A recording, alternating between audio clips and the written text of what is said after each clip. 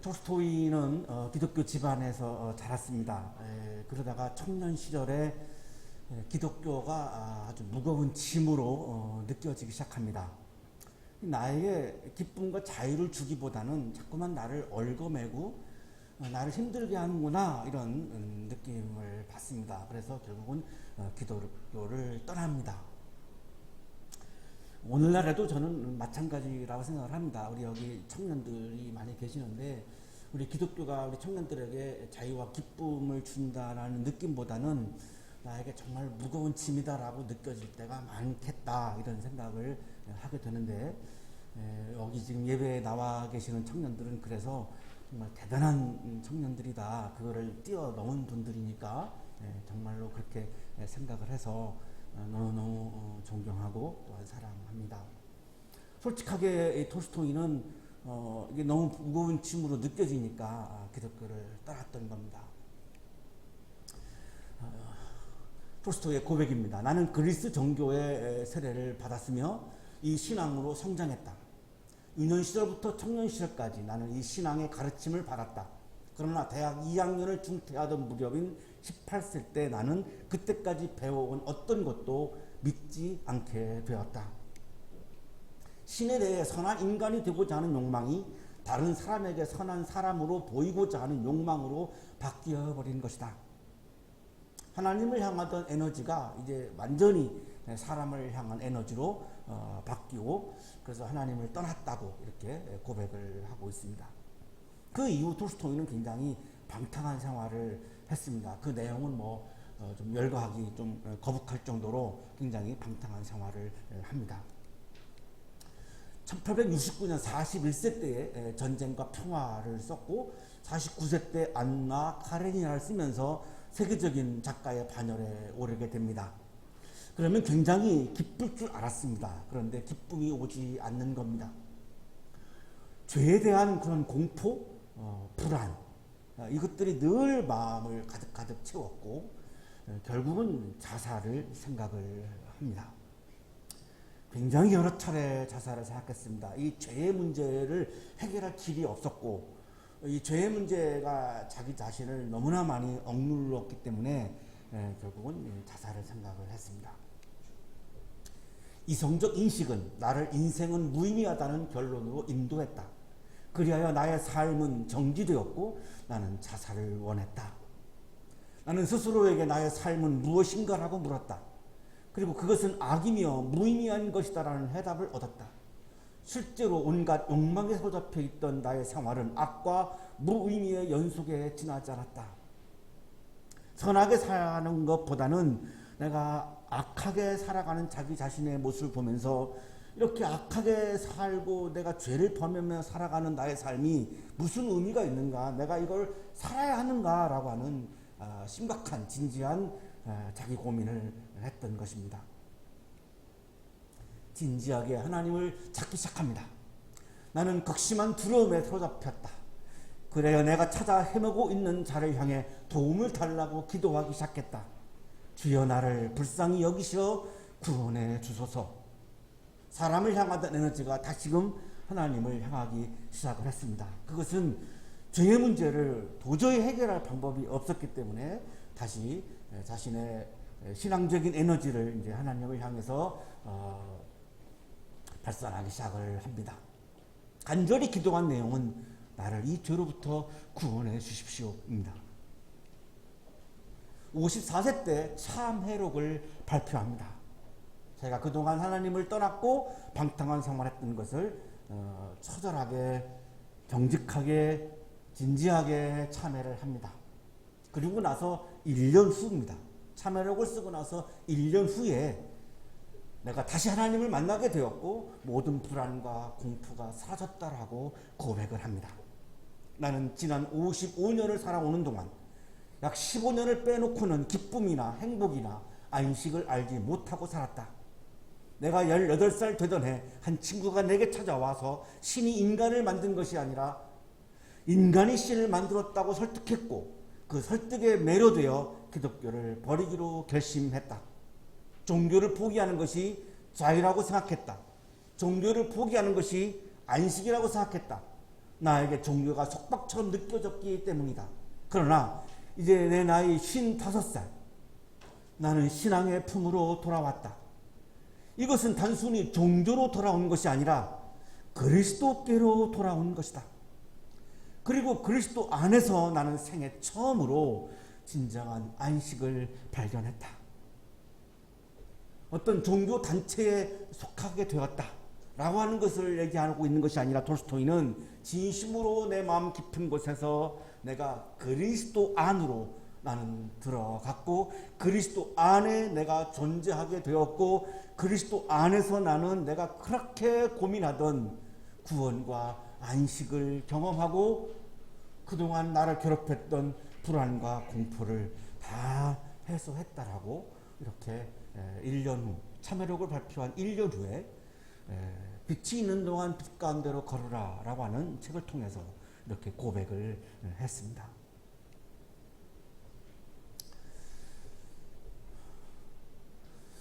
그리스도인으로 살면서 우리도 여전히 죄를 범하며 살게 되고, 또 악과 접촉을 하게 되고, 또한 내가 악한 모습을 지닐 때도 있기 때문에 톨스토이의 고민은 오늘을 살고 있는 우리들의 고민이기도 합니다.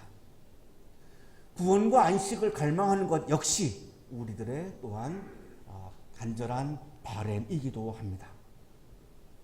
오늘 아침 우리들의 질문은, 어떻게 우리가 이 구원과 안식을 경험하고 불안과 공포를 해소할 것인가 라고 하는 것이 오늘 아침 우리 모두의 사실 질문이기도 합니다. 오늘의 성서 1과 히브리서 5장 5절 10절의 말씀. 히브리서를 말씀을 나눌 때마다 드리는 말씀입니다만, 히브리서 말씀은 참 어렵습니다. 논문 형태의 성경 말씀입니다. 그렇기 때문에 히브리서를 가지고 설교를 한다는 것 자체가 굉장히 어렵고, 특히 우리 젊은이들에게는 굉장히 딱딱한 이야기입니다.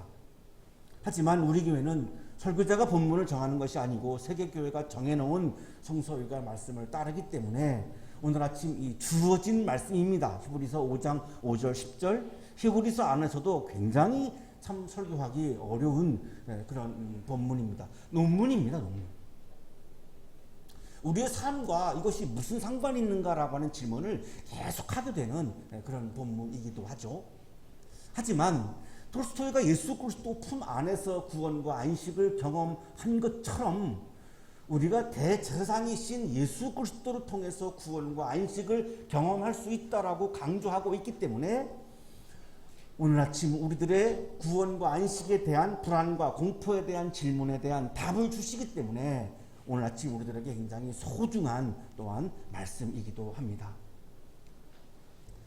유대인들은 성전을 통해서 하나님을 만났습니다. 우리 그리스도인들 중에 가장 중요한 것 중에 하나가 하나님을 만나는 사건입니다. 오늘 우리가 예배 자리에 온 이 목적도 하나님을 만나기 위해서 온 것이지, 건물을 만나러 온 것도 아니고, 목사를 만나러 온 것도 아니고, 또 사람을 만나러 온 것도 아니고, 하나님을 만나러 온 것입니다. 가장 중요한 부분이죠. 유대교인들은 성전에 가서 하나님을 만났습니다. 성전에 가는 목적은 하나님을 만나는 거였습니다. 그래서 유대교에서 가장 중요한 것은 성전, 제사장, 희생제사입니다. 성전은 하나님을 만나는 곳이고, 제사장은 하나님과 내가 너무 멀리 떨어져 있기 때문에, 다른 현실 속에서 살고 있기 때문에 제사장은 이 먼 간격을 좁혀주는 사람입니다. 하나님이 우리 가까이에 있다면 그냥 제사장 없이도 그냥 하나님을 만나면 되는데, 워낙 하나님이 존재하는 현실과 우리 인간이 존재하는 현실이 너무나 간격이 크기 때문에 이거를 좁혀주는 중재자가 필요한 것이죠. 그래서 이 제사장들이 그 역할을 하는 사람들입니다. 그렇기 때문에 유대교인들에게는 제사장이 굉장히 중요한 사람입니다. 제사장이 없으면 하나님을 만날 수 없다라고 생각을 했기 때문에 그렇습니다. 제사장은 어떻게 중재하는가? 희생제사로 중재합니다. 예배자들이 동물을 가지고 오면 그 동물을 잡아서 제물을 하나님께 드리면서 희생제사를 통해서 하나님과 인간 사이를 중재했던 거죠. 그래서 성전, 제사장, 희생 제사는 유대인들에게 가장 좋은 소중한 세 가지입니다. 1차 유대 로마 전쟁이 일어났습니다. 유대 독립전쟁이라고도 부르죠. 로마 제국의 티투스 장군이 서기 70년 9월 7일에 예루살렘 성전을 함락시킵니다. 이 예루살렘 성전은 수르바벨 성전, 제2성전, 바벨론 포로를 갔다 와서 이 성전을 지었던 성전을 헤롯 대왕이 사람들의 인심을 얻기 위해서 증축했던 그런 성전이죠. 그래서 이 성전이라고 부르기도 하고 어떤 사람은 삼성전이라고도 부르기도 하는데, 증축했으니까 굉장히 거대해졌던 굉장히 큰 성전입니다. 이거를 그냥 완전히 몰락시켜 버리고, 지금 사진에서 보시는 장면이 그 통곡의 벽이라고 하는 부분인데, 이것만 일부러 티투스가 남겨놓았습니다. 이 거대한 성전을 로마가 무너뜨렸다라고 하는 것을 세계 만방에 알리기 위해서 이 부분만 이렇게 남겨놓았고, 지금 통곡의 벽으로 남아있는 것이죠.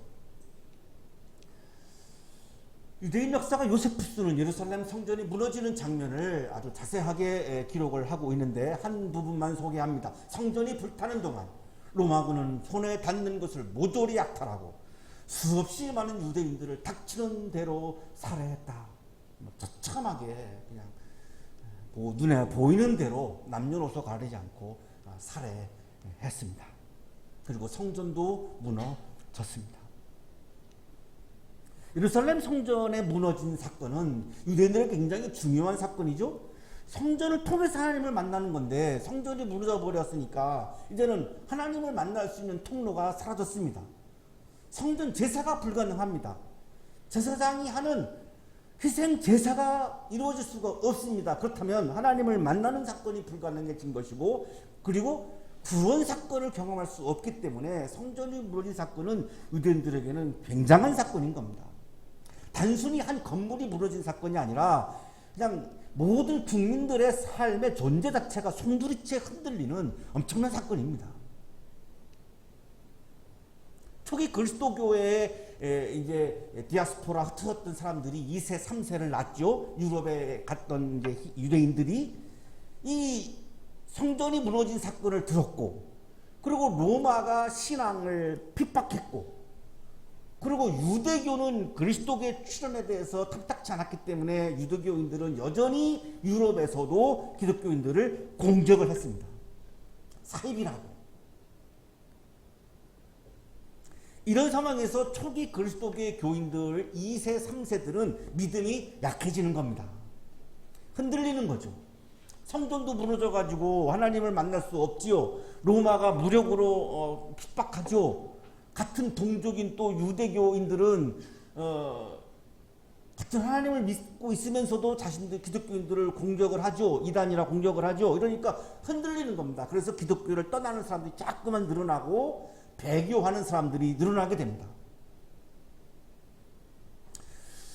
이때에 이런 상황에서 히브리서는 예수님에 대해서 새로운 이해를 새롭게 하고 믿음의 길을 힘차게 걸어가자라고 권면하는 그런 논문 형태의 말씀인 겁니다.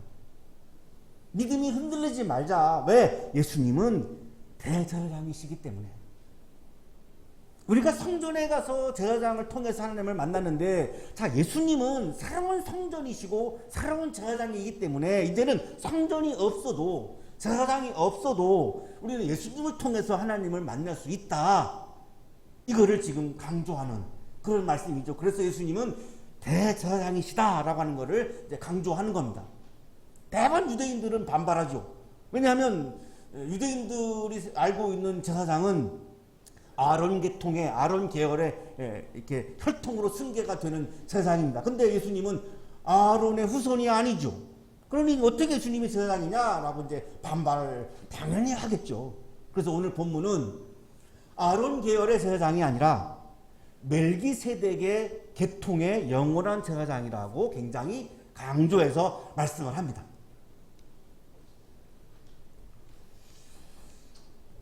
오늘 본문 히브리서 5장 5절 10절의 말씀은 예수님이 영원한 대제사장이다 라고 하는 것을 이제 강조하고 있는 말씀인데, 제사장에 관한 앞에 이 5장 앞에 말씀이 여러 차례 나옵니다. 그 중에 딱 두 군데만 먼저 좀 살펴볼 필요가 있습니다. 히브리서 2장 17절입니다. 그러므로 그는 모든 점에서 형제자매들과 같아 치셔야만 했습니다. 그것은 그가 하나님 앞에서 자비롭고 성실한 대제사장이 되심으로써 백성의 죄를 대신 갚으시기 위한 것입니다. 예루살렘 성전에 있는 제사장들이 하나님과 인간 사이의 간격을 좁히면서 희생 제물을 통해서 죄를 씻는 역할을 했는데, 이제는 예수님이 대제사장이 되셔서 우리들의 죄를 씻어 주신다, 이렇게 지금 말씀하고 있습니다. 예수님이 대제사장이 되신 목적은 우리들의 죄를 씻기 위한 것이다. 톨스토이가 그렇게 고민했던 이 죄에 대한 공포, 죄에 대한 불안, 이것이 모든 인간에게 이게 본능적으로 다 우리가 가지고 있기 때문에 이게 우리가 고민하는 건데, 예수님은 그거를 씻어 주신다는 거죠. 그래서 5장 1절입니다. 각 대제사장은 사람들 가운데서 뽑혀서 하나님과 관계되는 일에 임명받습니다. 그리하여 그는 사람들을 위하여 예물과 속죄의 희생 제사를 드립니다. 예수님이 대제사장이 되신 것은 예수님 스스로 하신 것이 아니라 하나님의 임명을 받았다. 하나님의 임명을 받았기 때문에 하나님과의 관계를 좁힐 수 있는 것이고, 하나님의 임명을 받았기 때문에 하나님의 죄의 용서를 이분을 통해서 우리는 경험할 수 있는 것이다. 이렇게 지금 강조하고 있는 거죠.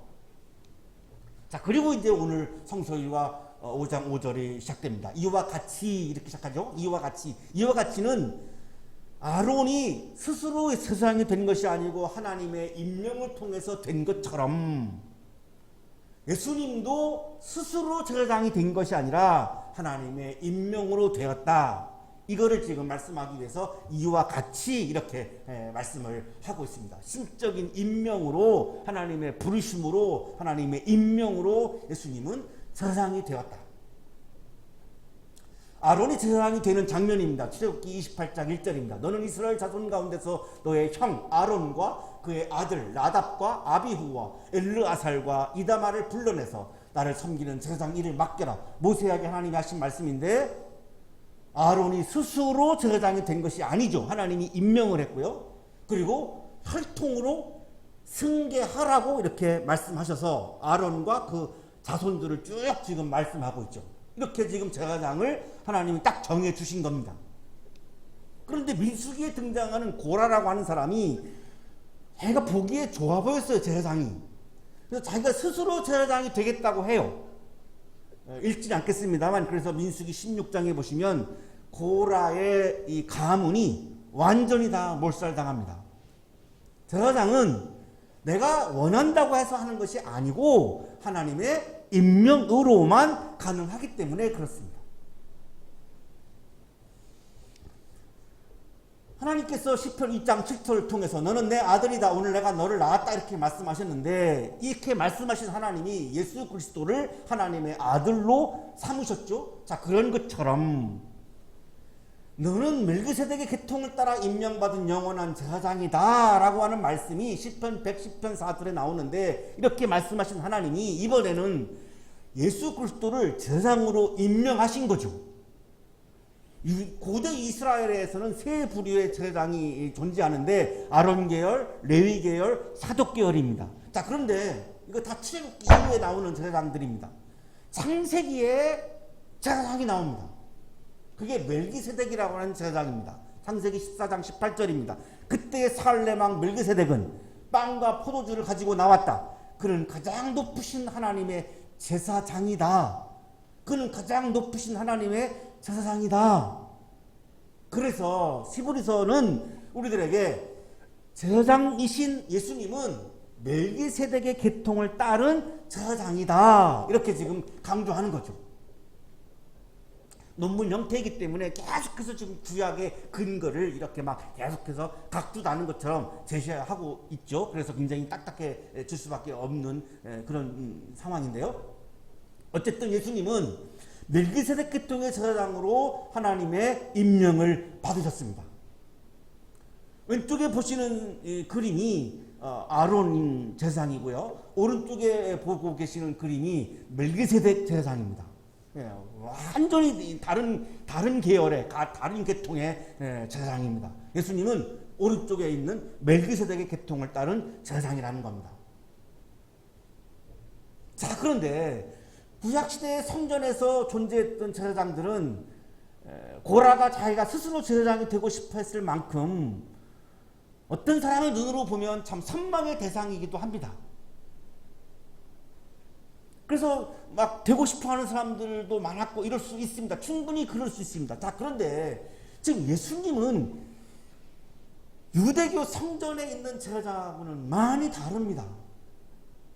유대교 성전에 있는 제사장들은 예배자들이 가지고 온 동물을 잡아서 희생 제물로 드리지만 대제사장이신 예수님은 자신을 제물로 드려야 하는 제사장입니다. 죽어야 하는 제사장입니다. 자기의 몸을 희생 제물로 드려야 합니다. 더 이상 이제는 동물 제사가 이제는 이루어지지 않습니다. 성전이 아니기 때문에. 그렇기 때문에 이거는 고난과 죽음을 동반한 제사장입니다. 그러니 하나님의 임명을 받았을 때 예수님이 좋은 상황이 아니죠. 굉장히 고통스러운 상황입니다. 그래서 이렇게 말씀하시는 거죠. 예수께서 육신으로 세상에 계실 때에 자기를 죽음에서 구원할 수 있는 분께 큰 부르짖음과 많은 눈물로써 기도와 탄원을 올리셨습니다. 하나님이 세상으로 임명하시니까 죽으라는 거거든요. 네 몸을 제물로 바치라는 거거든요. 그 죽음 앞에서 얼마나 고통스럽겠습니까? 그래서 눈물로 부르짖고 기도와 탄원을 올립니다. 뒤에서 말씀드리겠습니다만 예수님을 따르는 그리스도인은 내게 고난이 왔을 때 그 고난 앞에서 절망하고 체념하는 주저앉는 사람이 아니라 예수님의 이 모습을 보면 눈물로 부르짖고 기도하고 탄원하는 사람이 바로 예수님을 따르는 그리스도인인 겁니다. 우리 모두에게 고난은 다 다가오게 되어 있습니다. 그 고난을 맞이하는 그리스도인의 자세를 예수님이 지금 보여주고 계시죠. 하나님께서는 예수님의 경외심을 보시어서 그 간구를 들어주셨습니다. 하나님을 두려워하는, 하나님을 우러러 보는 그 경외심을 부르짖음과 기도와 탄원에서 하나님은 보신 겁니다. 그래서 그리스도인들에게 고난이 왔을 때 이 모습이 굉장히 중요한 거죠. 신약 주석가인 윌리엄 레인 교수님은 여기에서의 기도는 희생제사 용어라고 설명을 합니다. 예수의 기도는 희생적인 제사이다. 예수님의 이 기도는 죽음에서 내가 멀어지게 해주십시오가 아니고 죽음을 내가 받아들여서 내가 희생 제물이 되라고 하는 주님의 말씀을 내가 받아들이게 해 주십시오라고 하는 기도였다고 설명하는 거죠. 신약 주석가 양용희 교수님이 더 좀 쉽게 설명을 해줍니다. 이것은 하나님의 뜻에 순종하게 해달라고 하는 기도라고 설명합니다. 그리스도는 자신을 육체적 죽음의 상태에서 또는 죽음의 영역 세력에서 부활과 승리를 통해 구출해내실 하나님께 눈앞에 직면한 육체적 죽음을 맞이해야 하는 하나님의 뜻에 순종하게 해달라고 간구와 탄원을 들으셨다. 내가 좀 살 수 없겠습니까? 내가 죽지 않으면 안 됩니까? 라고 하는 것이 인간적인 마음이겠죠. 자, 그런데 예수님은 이 눈물로 부르짖고 기도와 탄원을 통해서 예수님이 하신 것은 자신을 죽여서 희생 제물이 되라고 하는 하나님의 뜻에 내가 순종하게 해 주십시오. 하나님의 제사장 임명을 내가 순종하게 해 주십시오. 이렇게 기도했다는 겁니다. 그래서 하나님 예수님이 대제사장이 되신 거죠. 그래서 되신 거죠. 이거를 거부했으면 대제사장이 될 수가 없는 거죠. 이 모습에서 하나님은 예수님이 갖고 있는 경외심을 보았습니다. 율리베이아라고 하는 그리스어를 번역한 말인데요. 경건한 복종이라고 하는 뜻입니다. 경건한 마음으로 하나님의 뜻에 복종하는 그 경외심을 보셨고 그래서 예수님의 기도와 간구를 들어주신다라고 지금 말씀하죠. 양용희 교수의 주석 설명입니다. 하나님께 대한 경외하심을 인하여 죽음을 감당해야 하는 하나님의 뜻에 순종하게 해달라는 기도에 응답을 받으셨다라고 풀어서 이해될 수 있다. 자신을 향한 하나님의 뜻에 대한 절대적인 존중심과 겸손한 복종의 태도를 내포한다. 한마디로 그리스도인으로서 내가 신앙인으로서 산다라고 하는 말은, 신앙이라고 하는 것은 하나님의 뜻에 내가 복종하고 순종하는 것, 이것이 신앙입니다. 한마디로 요약하면 신앙이 뭐죠? 내가 하나님의 뜻과 하나님의 말씀에 내가 복종하고 순종하는 것, 이것이 바로 신앙입니다. 그것이 잘 안 되기 때문에 내 안에서 처절하게 내면적인 갈등을 하고 다툼을 하게 되죠. 내가 내 욕망을 쫓을 거냐, 주님의 말씀을 쫓을 거냐, 때마다 우리는 매 순간이 갈등을 합니다. 그게 그리스도인이죠. 그는 아드님이시지만 고난을 당하심으로써 순종을 배우셨습니다. 그리스의 그 경구 중에 이런 경구가 있습니다. 배움은 고난이다. 일반적인, 신앙적이지 않은 그냥 일반적인 수학적인 표현인데, 배움은 고난이다. 참된 배움은 고난을 수반한다는 것입니다. 여러분이 우리 학교에 와서 배운다, 우리 학생들 배운다, 고난이 따르는 겁니다.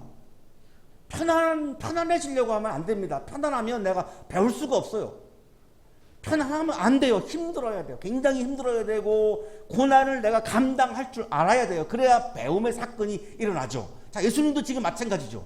고난이 왔죠. 죽으라고 하는 고난이 왔죠. 이 고난 속에서 예수님은 순종을 배우셨다는 겁니다. 다시 말씀드리면 우리가 살면서 고난이 오죠. 그 고난은, 나에게 다가온 고난은 내가 못나서 온 것이 아니고 하나님이 나에게 순종을 가르쳐 주시려고 하는 사인이라는 겁니다. 그래서 고난이 왔을 때 절망하면 안 되고 포기하면 안 되고 부르짖고 탄원하고 기도해야 하는 이유가, 그 고난을 통해서 하나님은 나에게 너 순종해 라고 하는 사인을 주시기 위해서 나에게 고난이 온 것이기 때문에, 그래서 부르짖고 탄원하고 기도해야 하는 이유가 바로 거기에 있는 것이고, 예수님은 그래서 이 고난을 통해서 순종을 배우신 거죠. 여기에서의 순종은 하나님의 뜻에 따라서 죽음에 이르는 순종입니다. 예수님은 대세상으로서 온전한 자격을 갖추기 위해서 고난을 통해서 순종을 배우셨습니다. 그랬더니, 그렇게 순종하셨더니 완전하게 되신 뒤, 완전해졌다라고 말씀하죠. 완전해졌다. 이건 순종에 대한 하나님의 인증이라고 양용희 교수님이 설명을 해줍니다. 예수님의 완전하게 되심은 순종에 대한 하나님의 인증으로 이해하는 것이 적절하다. 인간의 구원을 위해 하나님 앞에서 완전한 대세상으로서 섬길 자격의 목표를 이루었다는 점에서의 인증이다. 불완전한 존재가 완전해졌다라고 하는 의미가 아니고, 하나님이 예수님을 이제 완전히 대세상으로서 인증했다라는 말, 받아들였다라고 하는 거죠. 그 순종을 통해서 배우시고 나니까 하나님은 그래, 이게 됐어, 너는 이제 완전히 대세상이 됐어, 이렇게 지금 인증을 하는 장면입니다. 받아들였다라고 하는 거죠. 하나님에게만 있는 생명을 주신 겁니다. 이게 대세상이기 때문에 하나님의 역할을 대신해야 되니까. 이 완전한 예수님은, 완전해지신 예수님은 영원한 구원의 근원이 되십니다. 예수님은 하나님의 생명을 가지고 예수님에게 순종하는 사람들에게 영원한 구원이 되셨습니다. 그래서 예수님 대세상을 통해서 우리는 구원을 경험할 수 있는 것이고 안식을 경험할 수 있는 것이고, 그래서 톨스토이가 오랫동안 방황하다가 결국에는 나중에 그리스도에게로 돌아갔던 이유가 바로 여기에 있는 것입니다. 하나님에게서 멜기세덱의 계통을 따라 대세상으로 임명을 받으셨습니다.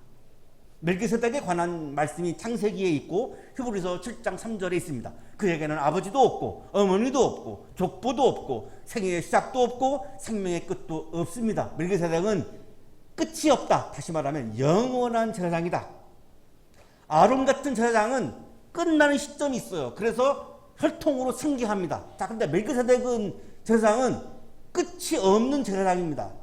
예수님도 역시 멜기세덱의 계통을 따랐기 때문에 끝이 없는 영원한 제사장이라는 거죠. 예수님을 하나님께서 대제사장으로 임명하신 것은 단지 아들이라고 하는 때문만이 아니고, 그것도 포함해서, 아들이라고 하는 이유를 포함해서, 그러나 그것만이 아니고 예수님이 인간으로서 경험한 것들, 기도하고 울고 경외하고 고난당하고 순종을 통해서 배우시고 하는 이런 과정들을 하나님께서 보시고 예수님을 완전하게 하셔서 대제사장으로 임명하셨다는 겁니다.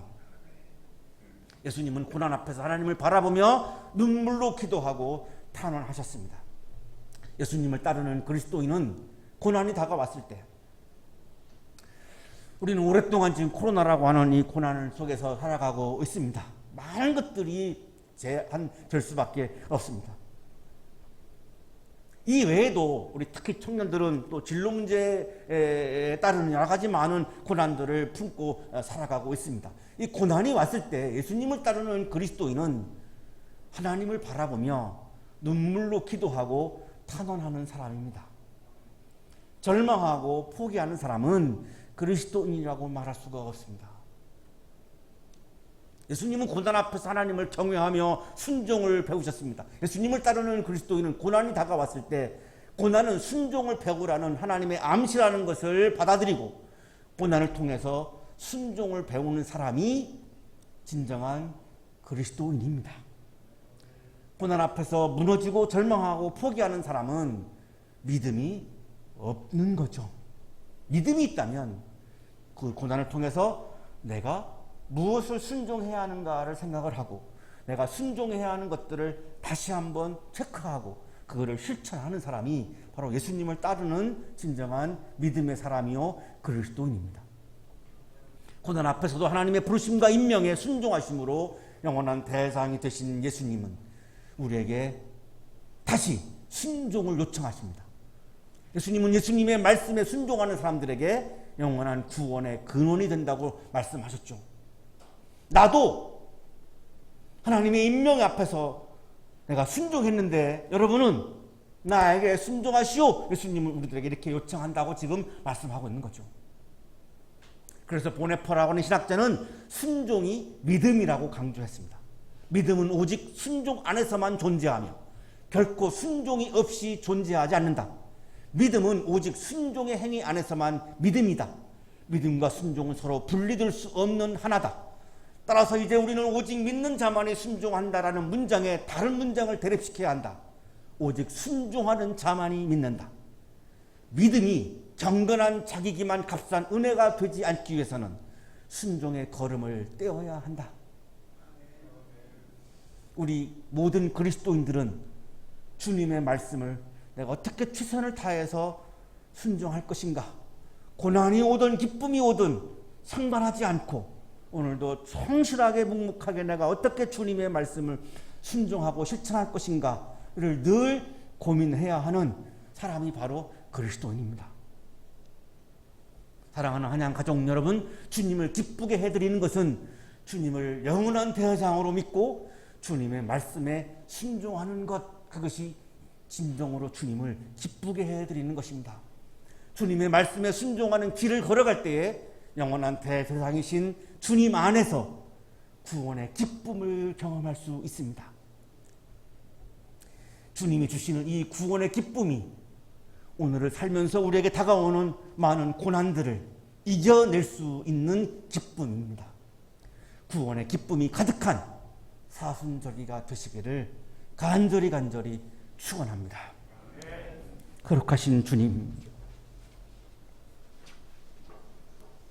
예상치 못한 고난 앞에서 주저앉을 때도 있고 절망할 때도 있고 포기할 때도 있음을 고백합니다.